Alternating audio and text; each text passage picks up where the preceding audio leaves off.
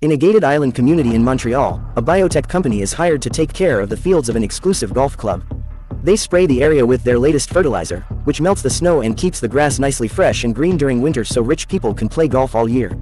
The next day in town, security guard Dan brings a bunch of supplies to his home.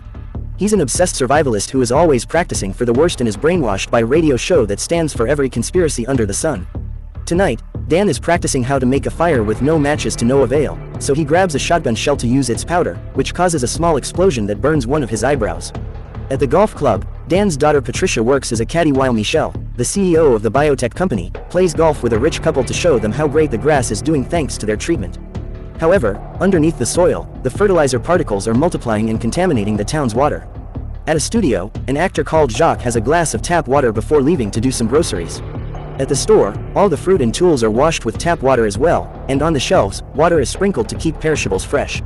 Suddenly, Jacques starts feeling a bit dizzy but ignores it for now.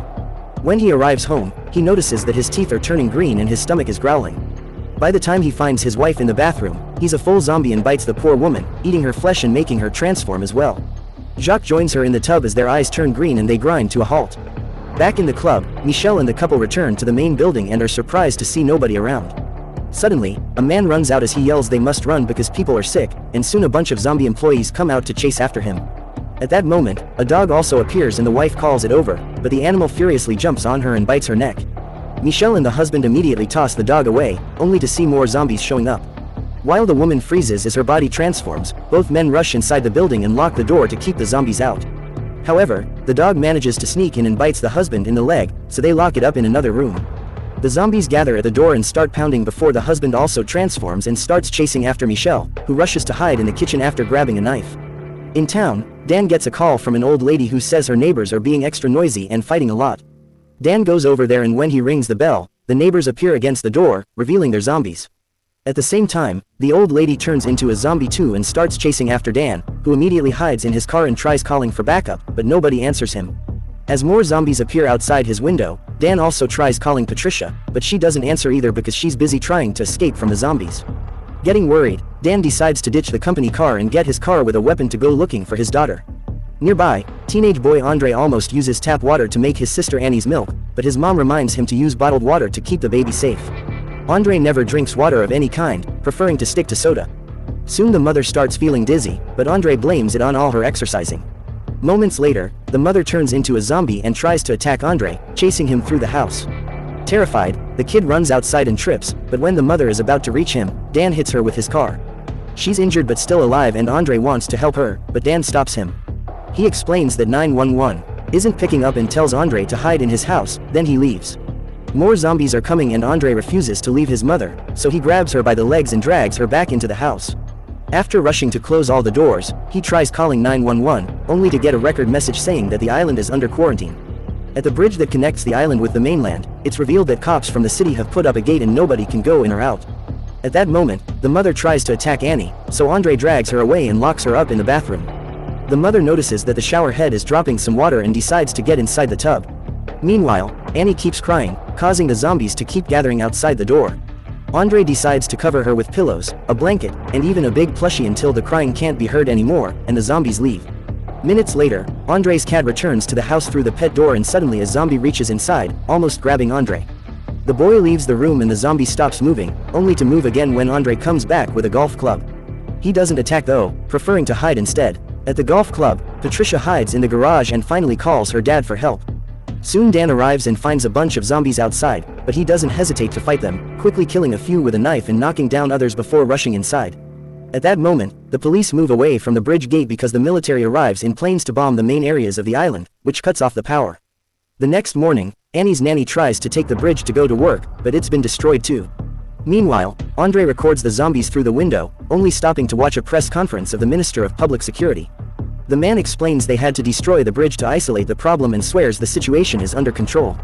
At that moment, Andre's phone runs out of battery. Afterward, Andre checks on his mom and notices she's covered in some green goo.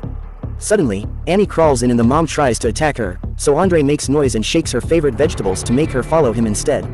Eventually, they reach the living room and the mom accidentally bumps against the TV stand, causing the television to fall and kill her. Devastated, Andre has no choice but to take the body back to the bathroom and notices grass growing on her injuries. He then grabs her phone, but sadly it's broken. Then Andre takes a ladder to the front door to look outside and confirms the zombies are just standing there under the sun. Tired of the confinement, he grabs the golf club and puts Annie in a baby carrier before opening the door, letting the zombies see the cat and chase after it. With the entrance cleared, Andre runs as fast as he can toward the grocery store while the zombies chase him. The doors are locked and he almost gets surrounded by the monsters, but suddenly a door opens and Dan drags him inside. Dan has been here since yesterday and has made a little camping space, but he doesn't have a plan. All boats have been taken away and swimming in the river will kill them with hypothermia. Andre goes looking for baby formula while Annie looks around, and she suddenly discovers a zombie behind locked doors. It's Patricia, who has been infected as well. Dan is keeping her around because he hopes someone may cure her later. At the golf club, Michel has fortified all the doors and is using a radio to talk to his people at the company, who inform him experts are on their way and he must follow protocol too. The zombie dog keeps barking at him, so he kicks it away. It's also revealed that he's killed his friend in the kitchen. Back at the store, Dan still fails to start a fire, so Andre just uses a blowtorch. While they eat something, they listen to Dan's favorite radio show, which blames the zombie attack on eco-terrorists. The host gets to interview the Minister of Security, but the man is the typical politician who dodges questions or answers with vague words that say nothing. Suspicious, the host thinks the government will sacrifice the citizens to clean the area. Dan decides to call the radio station and explain that there are survivors, asking for help. However, the host points out the rest of the world doesn't want the infection, so he wants to know what's going on before taking anyone's side. Frustrated, Dan hangs up. Afterward, Dan and Andre discuss their options and agree they should find the cause behind this so a vaccine can be created. Dan thinks about it and comes to the conclusion it must be in the water because it's the only thing every single person has in common, and he doesn't drink it from the tap because of his paranoia. He even thinks terrorists may have poisoned the water, which Andre finds ridiculous. Moments later, the trio leaves the store with Patricia, whose head has been put into a cage to avoid biting. They find a bunch of zombies covered in green goo and enjoying the sun, and a little girl attacks Dan as soon as she sees him. He quickly pushes her off, but he doesn't have the heart to kill her and keeps going. The group manages to get into Dan's car before the zombies catch up and safely leave the area. Meanwhile, a pair of armed twins sent by the biotech company arrive at the golf club and shoot down every zombie that tries to get in their way without breaking a sweat. Inside, Michel is burning all the contracts and documents related to his deal with the club, but he keeps a small sample of the fertilizer. The twins soon find him and Michel takes one of their suitcases, which contains spheres with the cure that will kill the infection within 24 hours. When he grabs a sphere, the twins capture him and force him to eat the fertilizer sample before knocking him out. As they drag his body away, the sphere drops to the floor. Back to the survivors, they arrive at the water plant and decide to leave Annie in the car or her crying will attract zombies. They can't leave Patricia with the baby, so Dan and Andre bring her along when they enter the building, where a grassy zombie is hiding in the water. Patricia senses this and begins running to find him, so the guys have no choice but to follow her. She quickly finds the pool and jumps into it, causing Dan to jump as well to rescue her. Suddenly, the other zombie resurfaces and almost attacks, but when Dan finds Patricia, he holds her in front of him and the other zombie pulls back. Andre comes closer and realizes the zombies won't attack each other, but the monster hears him and immediately starts chasing him. While Andre goes outside and more zombies join the chase, Dan tries to get Patricia out of the water and accidentally tears off her arm. Eventually, Andre reaches the car to hide inside, and soon Dan comes out too, using Patricia as a shield to keep the zombies at bay. They join the siblings in the car, and Andre hears a noise that makes him realize Patricia also has a phone.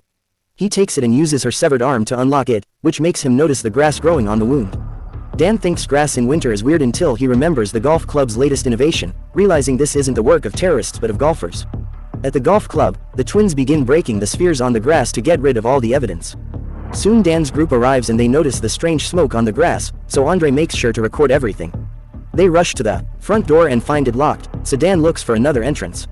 He climbs to the roof and gets inside to open the door for the others, then locks Patricia in the storage room while Andre uses chairs to form a playpen for Annie. Dan and Andre begin investigating the building and find the dog, which is still breathing and covered in grass. At that moment, Dan starts feeling dizzy and Annie begins crying, so Andre rushes to calm her down. However, he discovers she's escaped the improvised playpen. While Andre looks for his sister, Dan goes down a dark corridor and discovers a bunch of bombs that will blow up the building soon. He also begins feeling worse, but he refuses to give up and keeps going until he finds the room with the timer that connects to all the explosives. Dan falls and is too weak to stand up, so he uses Patricia's arm to stop the timer right before his eyes turn green too. Outside, the twins notice nothing is exploding and go back inside to investigate. They find Annie in the kitchen and feed her the fertilizer before leaving. Andre keeps looking around and sees a zombified Michel in a locked room, so he runs in the opposite way and finally finds his sister, so he takes her away. In another room, he finds his way blocked by the twins, who cover Annie's mouth and grab Andre to feed him the fertilizer. However, before the sample drops, Annie becomes a zombie too and bites the twin's finger off. The other twin is almost attacked by Dan, and when she fends him off, Andre pushes her toward him and Dan bites her. When Andre moves back, he steps on the cure sphere, causing the smoke to spread through the room and start working inside Annie and Dan.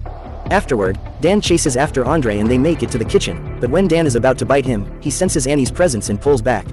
At the same time, the twins take out their guns and shoot each other simultaneously before one can finish transforming. Next, Andre takes Dan's old school phone from his jacket and uses it to make Patricia's phone ring. When he finds it, he makes a video explaining everything, begging for help. While the video reaches the news, Andre takes Dan to the storage room so he can stay with his daughter.